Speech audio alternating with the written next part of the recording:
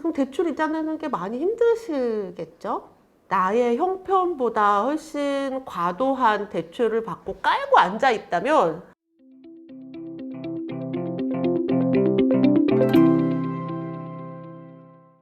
부동산 시장 너무 안 좋은데 어떻게 하죠? 영끌로 집을 샀는데 어떻게 하죠? 지금 어떤 선택을 해야 되죠? 이런 이야기들이 굉장히 많아요. 상황이 어떤지는 아마 유튜브나 뉴스로 잘 알고 계실 것 같아요.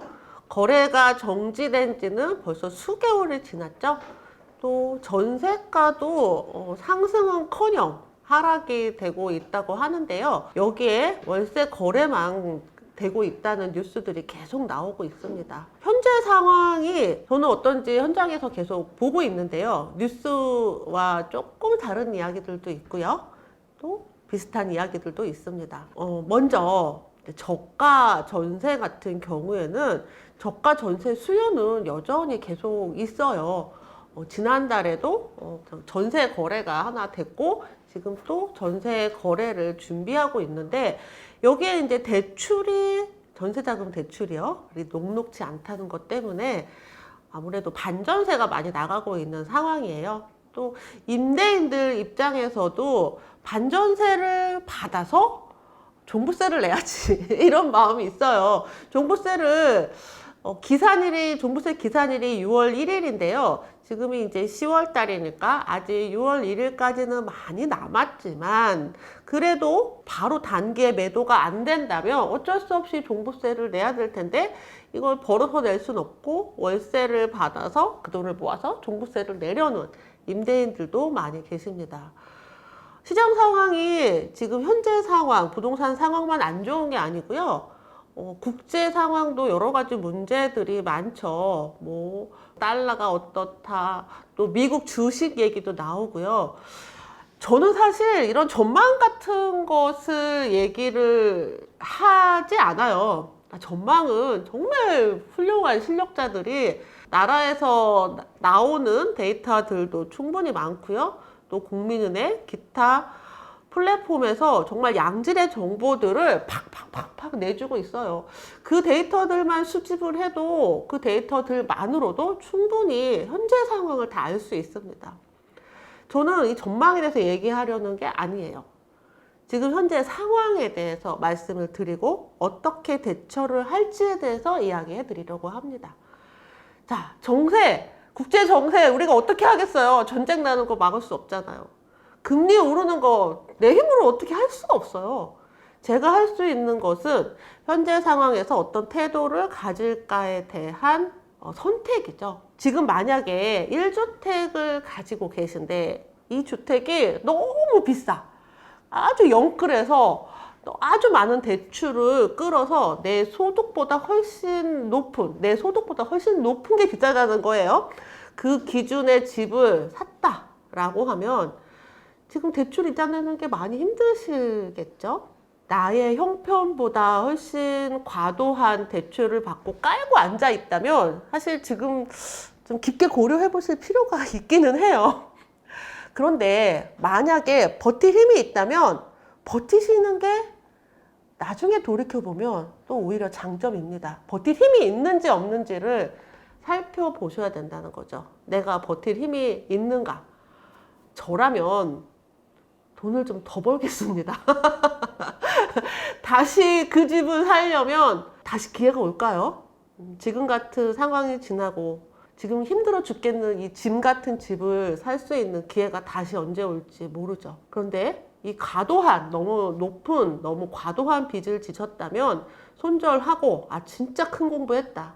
손절하고 다시 조금 나의 상황에 맞게 다운그레이드 하는 것도 방법입니다. 어떤 선택을 하든 이 선택은 본인이 선택을 하는 거고요. 누가 이랬다. 내 지인이 이걸 하라 그랬다. 멘토가 이렇게 하라고 했다. 라고 해서 책임을 전가할 수는 없을 것 같아요. 사실 어떤 선택이든 결과는 내가 지는 거고 그 결과가 나의 10년 후의 모습을 결정을 하는 거죠. 지금 우리 구독자님이 계신 지금 상황에서는 현재의 모습을 과거 10년부터 차곡차곡 쌓아서 지금이 됐다는 것을 잊지 마세요. 지금처럼 거래 상황이 정지가 된 게 더 길어져서 하락이 더 깊어지면 어떤 상황이 올지 한번 생각을 해볼게요.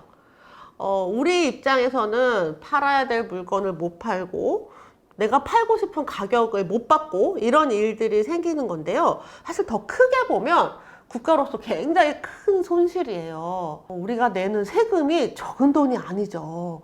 취득세만 해도 적게는 1.1%에서 많게는 12%까지 거래세를 내고 있잖아요. 거래가 많으면 많을수록 국가에서는 세수 확보가 유리해집니다. 또 팔아야 양도세를 내는데 그것도 어느 정도 수익이 나야 양도세를 내는데 양도세 수익원도 다 없어져요. 예산이 막 굉장히 큰 문제가 된다는 거죠. 우리가 이제 국가 예산을 편성하는 사람이라면 어떤 방법을 할까요? 어떻게든 거래가 좀 일어날 수 있게끔 세제 혜택도 주고 또 규제도 완화하고 할 수밖에 없습니다. 아직 국가적인 폭락이 아니라고 보는 이유는 정부에서 이런 일련의 과정들이 나타나지 않았기 때문이에요. 정부에서는 지금 완전 폭락이라고 보지 않고 있습니다. 진짜 폭락의 시기가 오면 오히려 매수하는데 훨씬 유리한 상황이 될 거예요. 대출을 많이 해줄 거고 거래세도 완화해서 어떻게든 거래를 이루어낼 수 있도록 하게 될 겁니다. 부동산 시장이 화랑일 때는 다주택자가 되게 어려웠어요. 왜냐하면 물건을 하나 더 가질 때마다 중과세, 징벌적 과세를 계속 내야 했기 때문이죠. 그런데 부동산 시장이 하락기가 되면 개인도 다주택자가 될 수 있습니다. 다주택자가 된다는 건 자산을 늘려간다는 거고요. 보유하는 숫자가 늘어갈수록 기회를 더 많이 가진다는 거죠. 집이 하나밖에 없으면 내가 살고 있는 이 집에 살아야 되잖아요. 그런데 다른 이 집이 가격이 올라봤자 나는 또 다른 집에 또 가지 않는 이상은 이 집에서 오른 자산만큼은 수익을 볼 수가 없기 때문에 집 가격이 오르던 내리던 사실 별 상관이 없습니다. 적어도 2개 이상 있어야 자산이라고 말할 수 있을 테니까 말이죠. 임대 사업을 하는 기업들이 많이 있어요. 뭐 부영 이런 임대 아파트를 주로 하는 이런 건설사들도 있고요. 정부에서도 임대 사업을 할 때 어느 정도 수익을 염두에 두고 합니다.